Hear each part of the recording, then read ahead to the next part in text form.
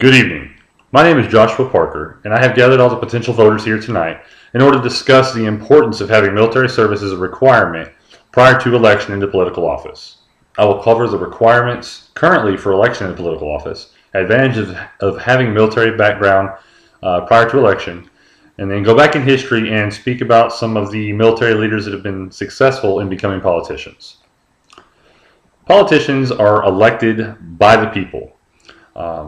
Put in the office in order to be a voice for the people as a whole and make decisions that will be beneficial overall. I agree that it should be a position that should be attainable by anybody within the community. However, the current requirements are abysmally low. For instance, election to governor or mayor requirements differ state by state, but the average is 27 to 34 years old. 7 years as a United States citizen, and obviously a resident of the state from which they were elected. Election to the United States Senate is a minimum of 30 years old, 9 years as a United States citizen, and a resident of the state from which they were elected. House of Representatives is a minimum of 25 years old, 7 years a citizen, and a resident of the state from which they were elected. The presidency of the United States of America is a minimum of 35 years old, must be a natural-born citizen, and have been a resident of the United States for the previous 14 years prior to the year of your election. While age, citizenship, and residency should definitely be a part of the requirement, there are so many issues abroad in the world today that require experience outside of a local community that could be gained or covered by military experience. Now, according to the Brookings Institute, in the Vital Statistics on Congress, as of 2013, only about 1/5 of the members of Congress are veterans or have military experience. A part of the responsibility when being elected to Congress is the ability to make decisions on military action.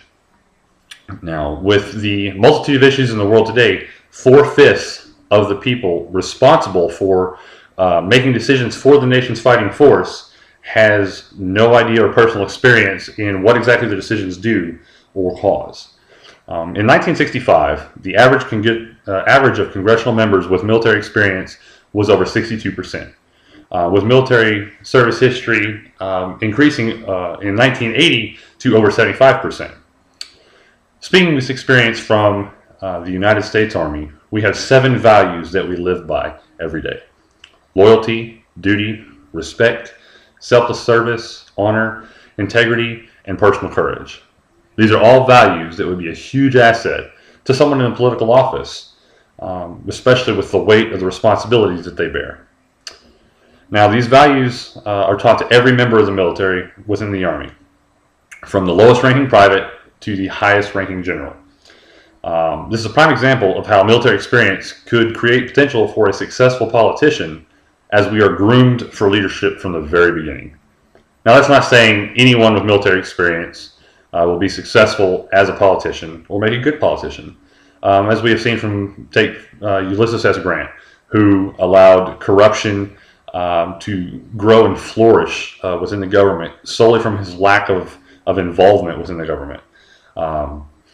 Now, the ability of political within the military the good outweighs the bad. Considering the examples of George Washington, Andrew Johnson, and Dwight D. Eisenhower, who were fantastic military leaders, heavy emphasis on leader being as they gain the respect of all parties, regardless of their position, from their opinions, whether they differed or confirmed. Now, election to political office is a huge responsibility, whether it's the level of the city or all the way up into the presidency. I believe that everyone has the ability to make a difference. Everyone should stand to make a contribution to society. Military service is one of the biggest contributions that you can make to society, where you are still rewarded in return with the work experience and world experience necessary to continue your contribution to society as an elected official in a political office.